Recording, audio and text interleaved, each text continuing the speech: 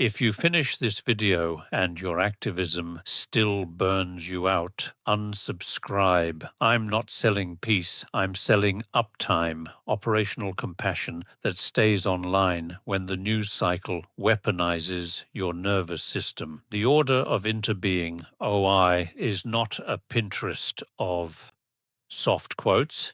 It's an operating system that commits the heresy most movements avoid. Outrage is cheap. Governance is love with receipts. That's why OI looks boring to adrenaline addicts and miraculous to people who have to show up again tomorrow. Here's the deal you get for watching. You will stop confusing temperature for truth. You will see why good people with high feelings keep losing to disciplined mediocrity, and why OI's allegedly gentle vocabulary, mindfulness, interbeing, loving speech, functions like carbon fiber under collision. Interbeing is not mood music, it's physics. Your actions become my air quality. My language becomes your ability to think. Oh, I takes that seriously enough to write it down, swear to it, and audit it. If you want spectacle, there are platforms for that. If you want durability, I'm about to take a crowbar to the glamour of panic and show you why the movements that win build governance first, catharsis second, and why the ones that don't end up publishing memoirs about almost. People join clubs to feel, they enter contracts to behave. OI is contractual Buddhism. You don't subscribe to a vibe, you bind to a pattern of speech, decision, and repair that treats harm as a system bug, not a scandal. The language is gentle, the mechanics are not. Vows throttle charisma, distribute power, and require that love becomes runnable in public. Interbeing isn't mystical sugar. It's a governance claim because our lives interpenetrate. Your integrity is part of my safety, and my process is part of your freedom. Clubs collapse when the charismatic leaves, when the donor throws shade, when conflict arrives in a costume your bylaws don't recognize. Contracts survive because they don't care who's in the room. They care how the room handles heat. In OI, holiness stops being a personality and becomes infrastructure, obligations, limits, disclosures, and rhythms that force tenderness to grow teeth. Cynics hear the words and assume softness. They miss the architecture. Water wears mountains down, not because it is loud, but because it is consistent. OI is water with paperwork. If you have ever watched a spiritual community implode in 5 predictable moves, flattery, secrets, side channels, exile, rebrand, congratulations, you've met life without contract. OI's answer is not a louder sermon. It is the impolite insistence that love publishes its rules before the weather turns.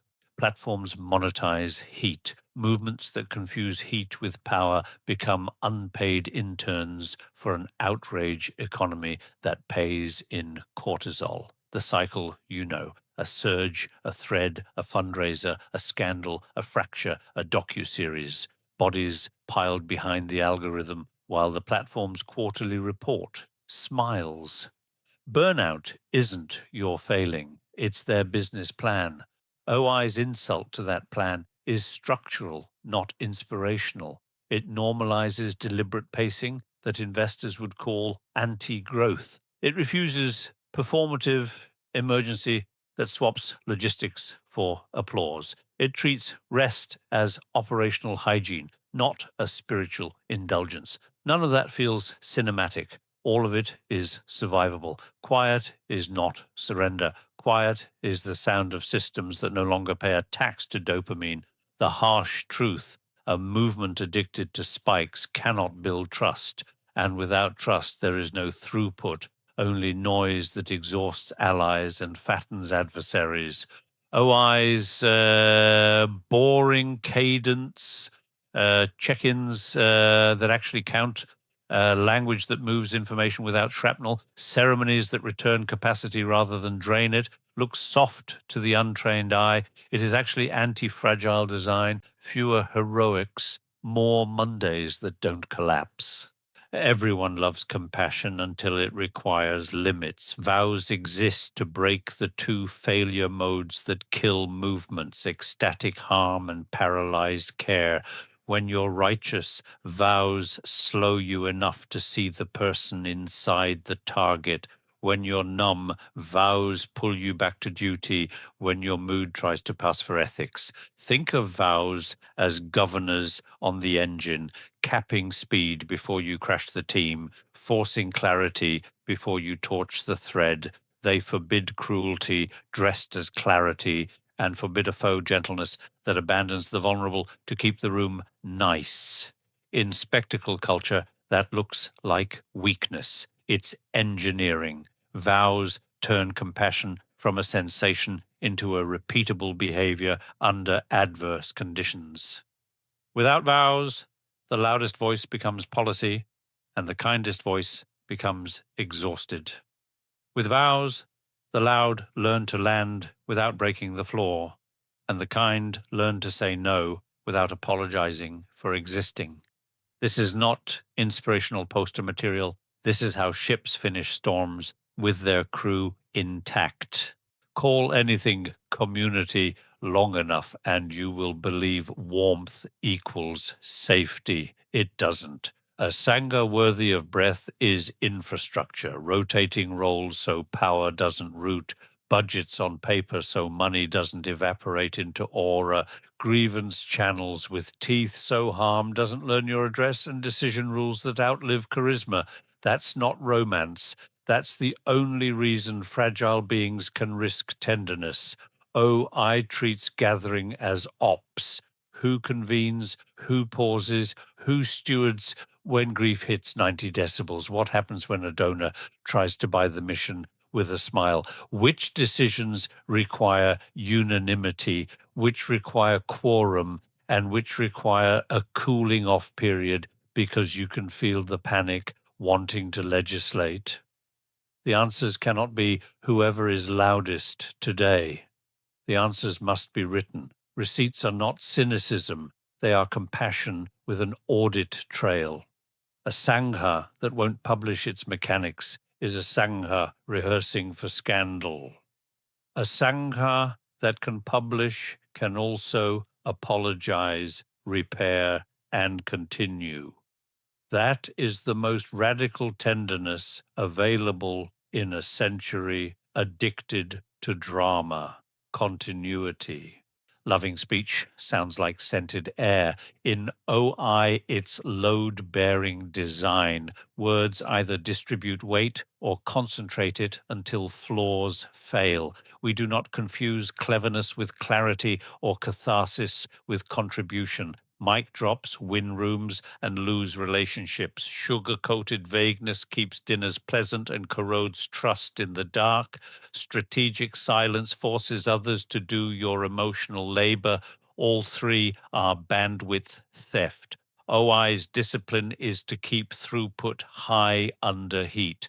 Truth that moves cleanly across difference with minimal packet loss of contempt.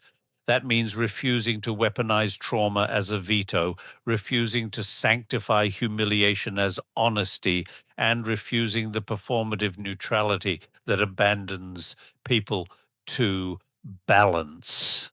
This is not niceness. It's transport engineering for meaning. Movements die when language becomes a stage for self. They live when language becomes a channel that still functions the morning after conflict. The test is boring and merciless. After the hard conversation, can the team still work? If not, the prose was pretty and the architecture was fake.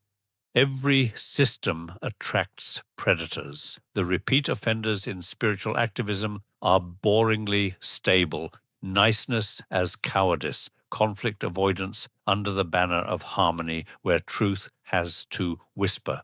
Guru capture charisma laundering control through holiness, dissent labeled unspiritual, budget fog, money for compassion that somehow never reaches the bodies it was raised for. OI's counter-design is procedural honesty. Conflict is staged with rules that let truth enter the room without blood sport.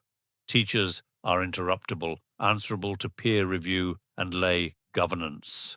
Money is traceable from ask to impact. If you can't show it, you can't claim it. Interbeing that cannot be audited is branding. Mindfulness that cannot face a ledger is theatre. This is why OI can feel strict to people addicted to improvisation. They mistake boundaries for coldness. Boundaries are the warmth you can rely on tomorrow. They are the reason newcomers can enter, speak, disagree, and not be punished for making the room smarter. Here's the indecent thesis. Interbeing is governance. If we truly co-create each other's world, then your sloppy speech taxes my breath, your opaque budgets increase my risk, your unmanaged anger vandalizes our future. OI refuses to romanticize that physics. It codifies it, so compassion survives contact and movement survives success. The incense can stay if you like, the costumes can be beautiful, the songs can be tender, but if your practice cannot keep a promise under pressure, it isn't practice. It's decor, fragile, flattering, and useless when the storm hits. We don't need nicer souls, we need sturdier systems. We don't need bigger feelings. We need fewer leaks. Put holiness on paper. Put power on rotation. Put money on a map. And watch how quickly tenderness stops collapsing into drama. Interbeing, taken literally, removes your alibi. My freedom is built inside your governance, and your safety is built inside mine. That is either terrifying or the first honest relief you've felt all year. I don't want your glow, I want your receipts. Bring me a compassion that publishes its books, rotates its power, and still shows up on Monday. Otherwise, burn the banner and stop calling it love.